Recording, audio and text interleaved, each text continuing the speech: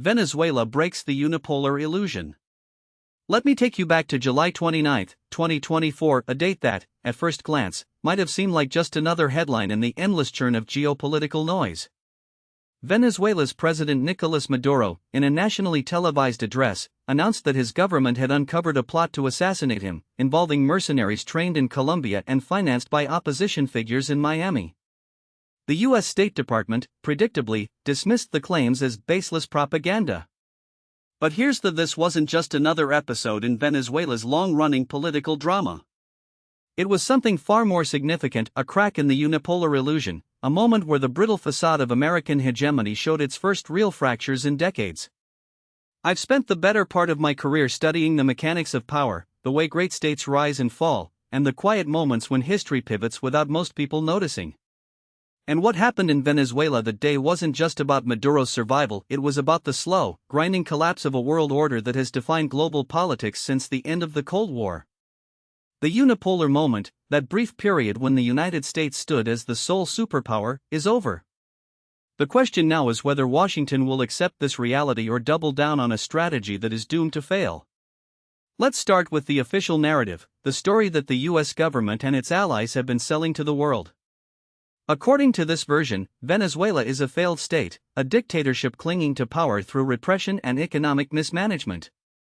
Maduro's regime is illegitimate, propped up by Russian mercenaries and Chinese loans, while the Venezuelan people suffer under hyperinflation and mass emigration. The U.S. has imposed sanctions not to punish the country, but to pressure Maduro into holding free and fair elections, restoring democracy, and allowing humanitarian aid to flow. The assassination plot? A fabrication, a desperate attempt to rally domestic support and justify further crackdowns on the opposition. The data seems to support this view, at least on the surface. Venezuela's economy has contracted by over 75% since 2013, inflation has exceeded 1 million percent at its peak, and more than 7 million people, nearly a quarter of the population, have fled the country. The U.S. Treasury Department reports that sanctions have frozen billions in Venezuelan assets abroad, cutting off the regime's access to global financial markets. And let's not forget the 2019 recognition of Juan Guaidó as interim president, a move backed by over 50 countries, including most of Latin America and Europe. But here's the problem with this: it's a story told by the victors, and like all such stories, it omits the inconvenient truths that don't fit the script. Let's start with the sanctions. The U.S. government insists they are targeted and precision-guided, designed to hurt the regime without harming the Venezuelan people. But the data doesn't support this. A 2022 study by the Center for Economic and Policy Research found that U.S. sanctions were responsible for at least 40,000 deaths between 2017 and 2018 alone, due to their impact on food and medicine imports. The sanctions didn't just freeze assets, they severed Venezuela's access to the global financial system, making it nearly impossible to import essential goods. Even the United Nations Special Rapporteur on Unilateral Coercive Measures, Elena Duhan, concluded in 2021 that the sanctions had exacerbated pre-existing economic and humanitarian crises and violated international law. Then there's the question of legitimacy. The U.S. and its allies recognized Guaidó as interim president in 2019, but here's what they don't tell: Guaidó never actually governed. He had no control over the military, no functioning government, and no ability to deliver on his promises. His presidency was a legal fiction, a diplomatic sleight of hand designed to delegitimize Maduro. And yet, the U.S. poured millions into his movement, funding opposition groups, media outlets, and even attempted coups, most notably the 2020 Bay of Piglets fiasco, where a ragtag group of mercenaries tried to invade Venezuela from Colombia. That operation, by the way, was led by a former U.S. Green Beret and funded by a Florida-based security firm with ties to the Trump administration. But the real story, the one that gets buried under the headlines, is about geopolitics, not democracy. Venezuela sits on the largest proven oil reserves in the world, larger even than Saudi Arabia's. It's also a key player in the global gold and mineral trade, with vast deposits of coltan, a critical component in smartphones and military technology. For decades, the U.S. treated Latin America as its backyard, a sphere of influence where it could install friendly governments, exploit resources, and keep rival powers out. But that's changing. What's really happening in Venezuela is a proxy war, not between democracy and dictatorship, but between the old unipolar order and the emerging multipolar world. Russia and China have poured billions into Venezuela, not out of altruism, but because they see it as a strategic foothold in America's traditional sphere of influence. Russia's Wagner Group has been active in Venezuela for years, providing security for Maduro and training local forces. China, meanwhile, has extended billions in loans, secured by oil shipments, and invested in Venezuela's infrastructure. Both countries have used their veto power at the UN to block resolutions condemning Maduro's government. And here's where it gets interesting. The U.S. response to this challenge has been a mix of economic warfare, covert operations, and diplomatic isolation. But it's not working. Maduro is still in power, the opposition is fractured, and Venezuela's economy, while devastated, has shown signs of stabilization thanks in part to a shift away from the dollar and toward trade with Russia, China, and Iran. The U.S. has tried everything short of direct military intervention, but even that option is off the table. Why? Because the American people are war-weary, and the Pentagon knows that invading Venezuela would be a quagmire worse than Iraq or Afghanistan. This brings us to the broader geopolitical the unipolar moment. The period after the Cold War when the U.S. stood unchallenged as the world's sole superpower is over. The rise of China, the resurgence of Russia, and the emergence of regional powers like India, Iran, and Turkey have created a multipolar world, one where the U.S. can no longer dictate terms unilaterally. Venezuela is just one front in this global struggle, but it's a critical one. If the U.S. loses influence in Latin America, it loses a key pillar of its global dominance. Let me be, this isn't about defending Maduro or his government. Venezuela's political system is deeply flawed, its economy is in shambles, and its people are suffering. But the idea that the U.S. is acting out of altruism, that it's trying to restore democracy or alleviate suffering, is laughable. The U.S. has a long history of overthrowing democratically elected governments in Latin America when they don't align with its interests. Guatemala in 1954, Chile in 1973, Honduras in 2009, these aren't ancient history, they're part of a pattern. And let's not forget that the U.S. has supported some of the most brutal dictatorships in the region when it suited its purposes, from Somoza in Nicaragua to Pinochet in Chile. The real question is why the U.S. is so determined to maintain its dominance in Venezuela. The answer lies in the concept of spheres of influence, a term that's fallen out of fashion in polite diplomatic circles but remains a central reality of international relations. The U.S. has long viewed Latin America as its backyard, a region where it can act with impunity. But Russia and China are now challenging that assumption, and the U.S. is struggling to adapt. This isn't just about Venezuela. It's about the broader struggle for global influence. The U.S. is trying to maintain its unipolar dominance, but the world is moving toward multipolarity. The war in Ukraine, the rise of the BRICS bloc, the action of the Shanghai Cooperation Organization, these are all signs of a shifting global order. And the U.S. response has been to double down on a strategy of containment, using economic sanctions, military alliances, and covert operations to keep its rivals in check. But here's this strategy is unsustainable. The U.S. can't afford to fight a global Cold War on multiple fronts. Its military is stretched thin, its economy is burdened by debt, and its political system is deeply polarized. Meanwhile, China is rising, Russia is resurgent, and the global South is increasingly asserting its independence. The U.S. can either adapt to this new reality or risk being left behind. Let's talk about the military and strategic implications. The U.S. has a significant military presence in Latin America, including bases in Colombia, Honduras, and Peru. It's also extended its naval presence in the Caribbean, conducting joint exercises with regional allies.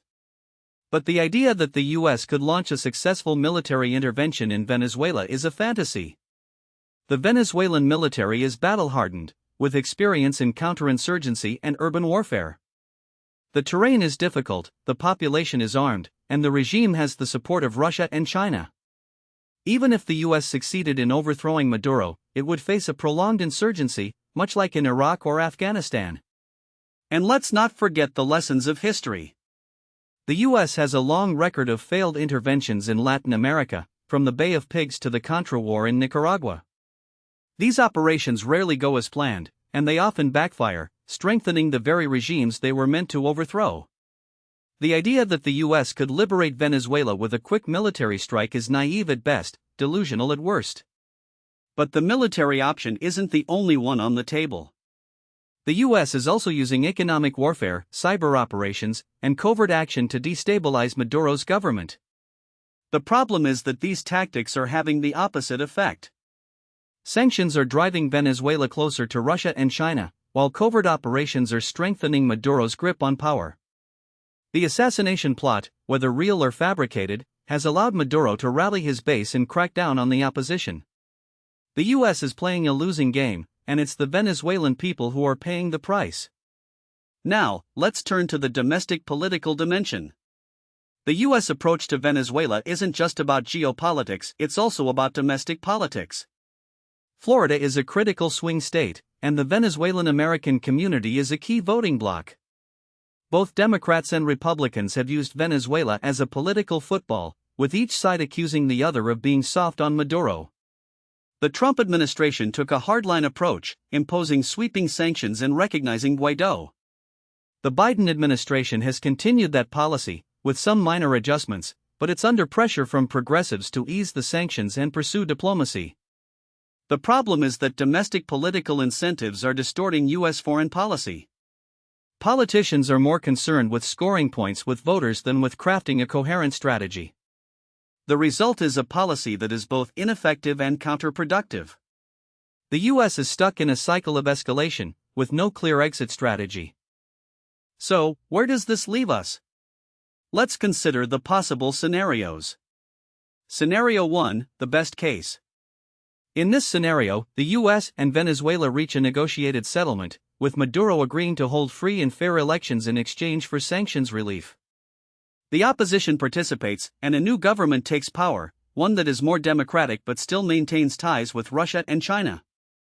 The US accepts this outcome, recognizing that it can't dictate Venezuela's future. This scenario is the least likely, but it's not impossible. It would require a significant shift in US policy, one that prioritizes diplomacy over coercion. Scenario 2, the most likely. In this scenario, the status quo continues.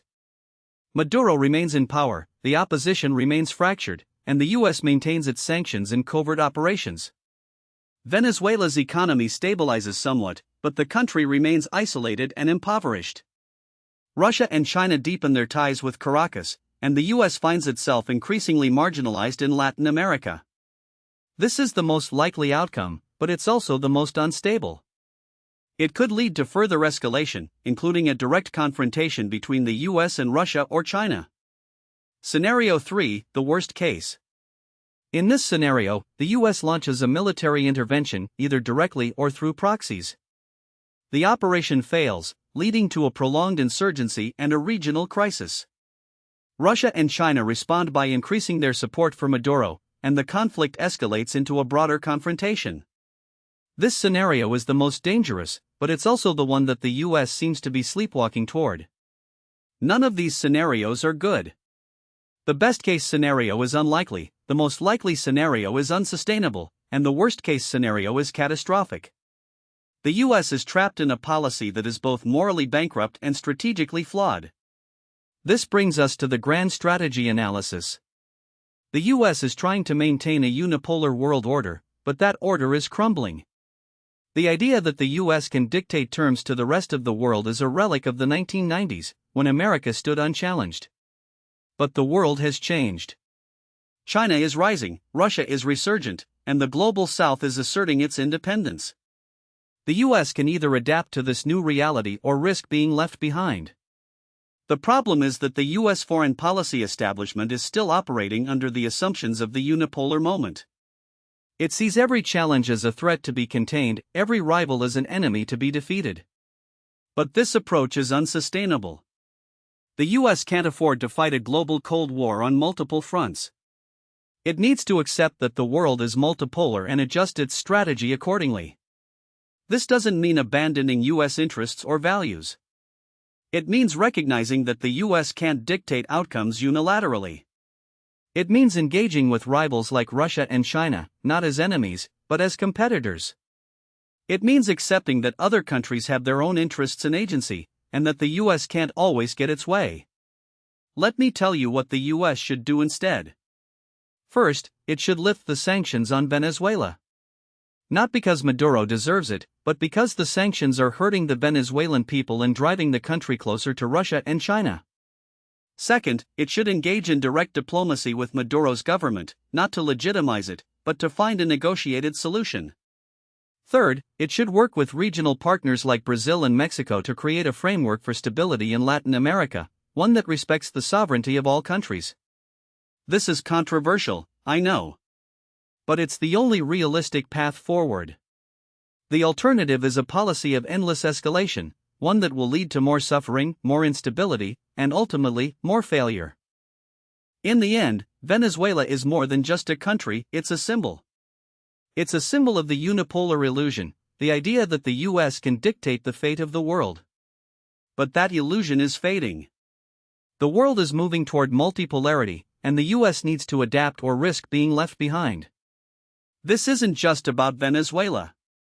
It's about the future of global order. And the choices the US makes today will determine whether that future is one of cooperation or conflict. I've studied this for decades, and I can tell you the unipolar moment is over. The question is whether the US will accept that reality or cling to a strategy that is doomed to fail. The Venezuelan people deserve better. The world deserves better. And it's up to us, as informed citizens, to demand a better path forward.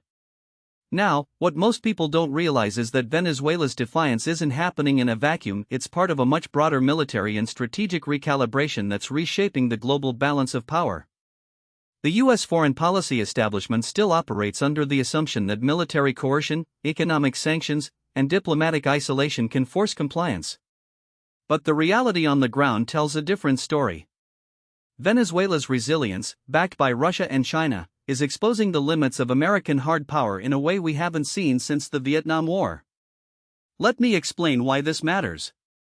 The US has spent the last 3 decades treating Latin America as its backyard, a region where it could intervene at will, whether through coups, sanctions, or outright invasions. But the world has changed. Russia's military presence in Venezuela, including the deployment of nuclear-capable bombers in 2019 and the recent arrival of the Admiral Gorshkov frigate in 2024, isn't just symbolic. It's a direct challenge to the Monroe Doctrine, the 200-year-old policy that declared the Western Hemisphere off-limits to foreign powers. For the first time since the Cuban Missile Crisis, Moscow has a permanent foothold in the Caribbean, and Washington can't do much about it without risking a direct confrontation. Here's the uncomfortable: the US military is stretched thin. Between Ukraine, Taiwan, the Middle East, and now Venezuela, the Pentagon is facing a dilemma it hasn't had to deal with since the Cold War: how to project power in multiple theaters simultaneously. The US Navy, once the undisputed ruler of the seas, is now struggling to maintain dominance in the South China Sea while also patrolling the Caribbean. In 2023, the USS George Washington Carrier Strike Group was redeployed from the Pacific to the Atlantic for the first time in years, a clear sign that the US is scrambling to counter Russian and Chinese influence in its own neighborhood. But it's not just about ships and planes. The real shift is in the way modern warfare is being waged. Russia and China have spent the last decade developing asymmetric capabilities, hypersonic missiles, electronic warfare, cyber operations that neutralize America's traditional advantages. When the US imposed sanctions on Venezuela in 2019, Russia and China didn't just send humanitarian aid. They sent military advisors, intelligence support, and advanced air defense systems like the S-300, which make any potential US intervention far riskier. The days of quick, low-cost regime change operations are over. The US learned that the hard way in Syria, and now it's learning it again in Venezuela. Now, some in Washington will argue that the US can still prevail through economic pressure. But let's look at the numbers.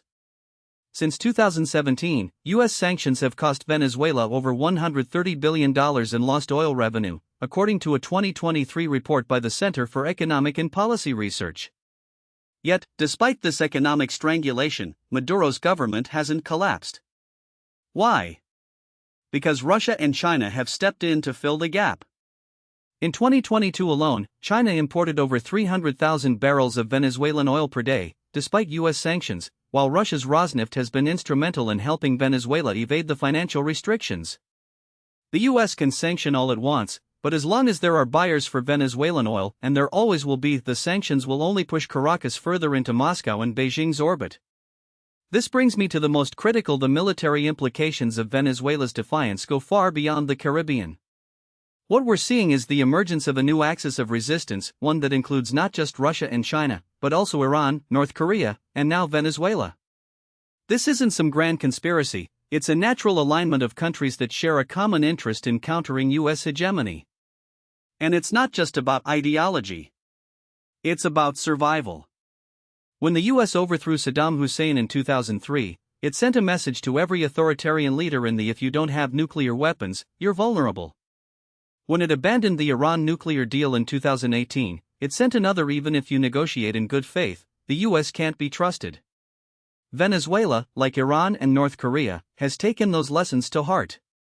That's why Maduro has been so open to Russian and Chinese military cooperation, because he knows that the only thing standing between him and a US-backed coup is a credible deterrent. Let me be: I'm not advocating for a new Cold War. But we have to be honest about the fact that we're already in one. The difference is that this time, the US is facing not one, but two near-peer competitors, and a growing number of regional powers that are no longer willing to accept American dominance. The Pentagon's 2022 National Defense Strategy acknowledged this reality, warning that the US is now in an era of a strategic competition with China and Russia. But acknowledging the problem is one thing, adapting to it is another.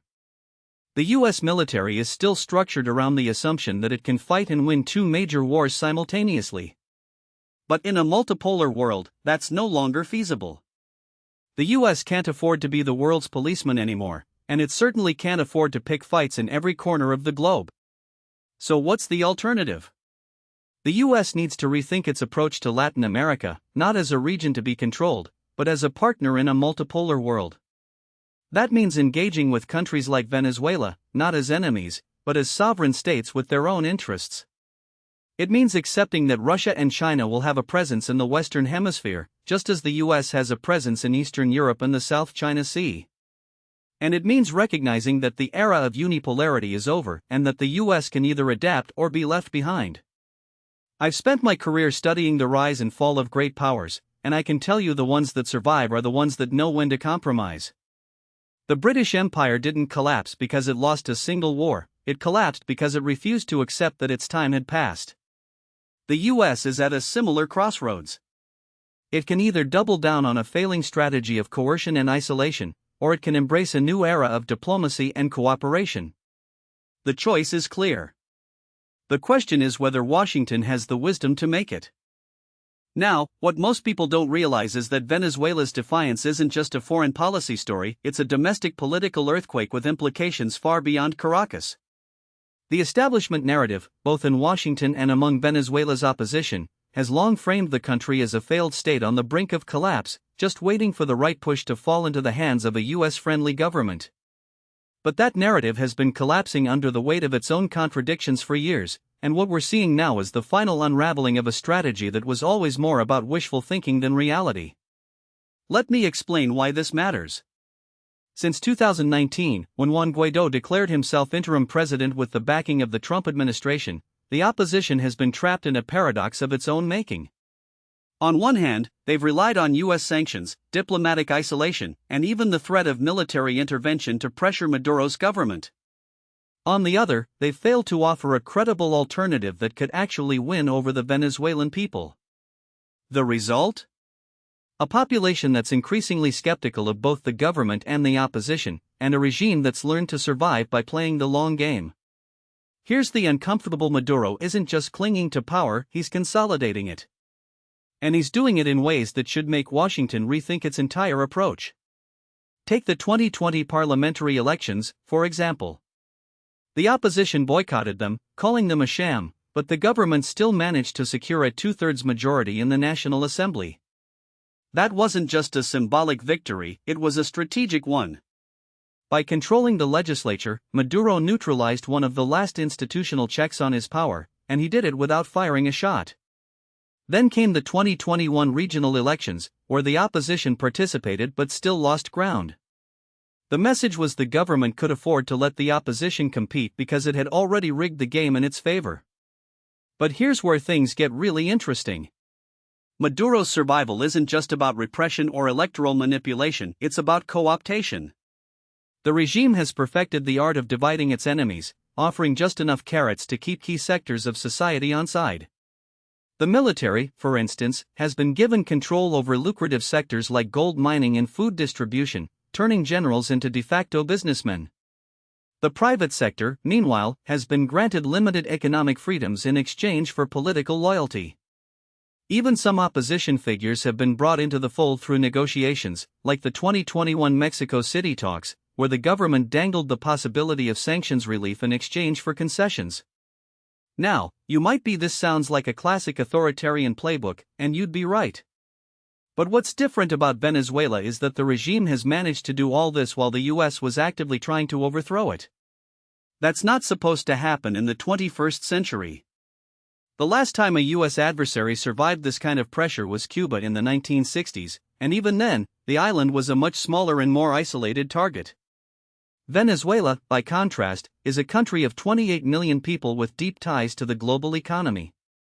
The fact that Maduro has held on this long is a testament to how badly Washington has misjudged the situation. So what happens next? Let's run through the scenarios, because this is where things get really tricky. The first scenario is the one the Biden administration seems to be betting a negotiated transition. The idea is that if the US offers enough sanctions relief, Maduro will agree to free and fair elections, paving the way for a democratic transition. It's a nice theory, but it ignores a few key realities. For one, Maduro has no incentive to give up power if he thinks he can win an election. The opposition is divided, the economy is stabilizing, and the regime has already shown it can manipulate the electoral process. For another, the US doesn't actually have that much leverage.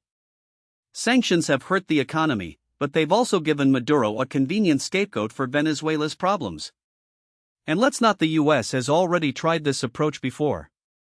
The Obama administration negotiated with Cuba, only to see the Castros tighten their grip. The Trump administration negotiated with North Korea, only to see Kim Jong-un walk away with nothing to show for it. Why would Venezuela be any different? The second scenario is the one the opposition is still clinging: regime collapse. The thinking goes that if the US tightens the screws, more sanctions, more diplomatic pressure, maybe even a naval blockade, Maduro's support will crumble, and the military will turn on him. It's a seductive idea, but it's also dangerously naive. The military has no reason to abandon Maduro as long as it's benefiting from the status quo. And even if some generals did defect, what then? Venezuela doesn't have a strong civil society or a unified opposition ready to take over. The last time the country saw a sudden change in leadership was in 2013, when Chavez died, and even then, Maduro was able to consolidate power within months. A chaotic transition would likely lead to something worse than what we have: a failed state, a civil war, or a military junta. None of those outcomes are in the US's interest, and yet Washington keeps acting as if they are. The third scenario is the one no one in Washington wants to talk: Maduro stays in power, and the US is forced to deal with him. This is the most likely outcome, and it's also the one that would force the US to confront the reality of its own declining influence. Imagine in 5 years, Venezuela is still under Maduro, but it's also trading oil with China, buying weapons from Russia, and hosting Iranian drones. The US has eased some sanctions in exchange for limited concessions, but the regime is still authoritarian, still corrupt, and still a thorn in Washington's side. Meanwhile, the opposition is weaker than ever, the economy is limping along, and the Venezuelan people are more disillusioned than ever. That's not a victory for anyone except, perhaps, for the other great powers who've been waiting for the US to overreach. Here's the: none of these scenarios are good for the US. But the worst outcome would be for Washington to keep pretending that it can dictate events in Venezuela. The unipolar illusion isn't just about military power, it's about the belief that the US can shape the internal politics of other countries to its liking. Venezuela is proving that that era is over. The question is whether the US will learn the lesson or keep doubling down on a strategy that's already failed. Now, what most people don't realize is that this isn't just about Venezuela, it's about the entire architecture of US foreign policy over the last 3 decades. Since the fall of the Soviet Union, Washington has operated under the assumption that its economic, military, and cultural dominance would allow it to reshape the world in its image. And for a while, it worked. The 1990s saw the action of NATO, the integration of China into the WTO, and the spread of neoliberal economic models across Latin America. Even the post-9/11 wars in Iraq and Afghanistan were sold as exercises in democratic transformation. But here's the uncomfortable: that era is over, and Venezuela is just the latest case study in why. Let me explain why this matters beyond Caracas. The US has spent the better part of the 21st century trying to isolate regimes it doesn't like: Cuba, Iran, North Korea, Russia, and now Venezuela, through a combination of sanctions, diplomatic pressure, and covert action. The theory was if you squeeze hard enough, the regime will collapse or at least be forced to negotiate on your terms. But the results have been mixed at best. Cuba is still standing after 6 decades of embargo. Iran's nuclear program has advanced despite maximum pressure. North Korea has nuclear weapons. And Russia? Well, we all saw what happened in Ukraine. The lesson should be obvious: by sanctions don't topple regimes, they just make them more resilient and more dependent on alternative alliances. Venezuela is the perfect example of this dynamic. The US first imposed sanctions on the country in 2017, targeting its oil sector, the lifeblood of the economy. By 2019, the Trump administration had escalated to a full embargo, freezing Venezuelan assets abroad and threatening secondary sanctions on any country that did business with Caracas. The result? Venezuela's oil production collapsed from 2.4 million barrels per day in 2015 to just 700,000 in 2020. But here's the: Maduro didn't fall. Instead, he pivoted to China, Russia, and Iran for survival. China became Venezuela's largest creditor, Russia sent military advisors, and Iran helped restart its refineries. The US thought it could starve the regime into submission, but all it did was push Venezuela into the arms of its geopolitical rivals. This brings me to the grand strategy: what should the US do now? The first option is to double down on the current approach: more sanctions, more isolation, more regime change rhetoric. But as we've seen, this hasn't worked. The second option is to accept reality and engage with Maduro, even if it means easing some sanctions in exchange for concessions. This is the path the Biden administration has been inching toward, with limited success. In 2022, the US allowed Chevron to resume limited oil operations in Venezuela in exchange for Maduro's promise to hold talks with the opposition. But those talks collapsed within months, and Maduro has since backtracked on every major commitment. The third option is the most: abandon the idea of regime change entirely and focus on stabilizing the country through economic engagement. This would mean lifting sanctions, reintegrating Venezuela into global markets, and working with Maduro to prevent a total collapse. It's not pretty, but it might be the only way to prevent a worse outcome. Here's the: none of these options are ideal. The first is a recipe for continued failure. The second is a half measure that risks looking weak. The third is politically toxic in Washington, where any engagement with Maduro is seen as appeasement. But the alternative, continuing the status quo, is even worse. Because the longer the US clings to the unipolar illusion, the more it undermines its own credibility. Every time Washington declares that Maduro must go, only for him to stay, it sends a message to the rest of the US: power is not what it used to be. Let me be: this isn't about whether Maduro is a good leader or whether Venezuela deserves better. It's about whether the US can still dictate outcomes in a multipolar world. The answer, increasingly, is no. And that's a hard pill to swallow for a country that has spent the last 30 years acting as if it could. So where does this leave us? The US needs a new grand strategy for Latin America, one that recognizes the limits of its power and the realities of the region. That means abandoning the fantasy of regime change in Venezuela and focusing instead on managing the fallout. It means working with allies like Brazil and Mexico to stabilize the region, rather than treating them as junior partners in a US-led order. And it means accepting that the days of unipolar dominance are over, whether Washington likes it or not. The question is whether the US political class is capable of that kind of humility. Because if there's one thing Venezuela has taught us, it's that the world doesn't wait for America to catch up.